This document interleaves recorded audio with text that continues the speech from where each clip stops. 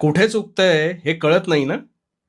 सगळं करून तरीही गोष्टी मनाप्रमाणे का होत नाहीत? हेच सुरू आहे ना डोक्यात. आता यावर उपाय सांगतो. तू शांतपणे ऐक. आणि हो, नुसता ऐकू नकोस, तो कृतीत सुद्धा आण.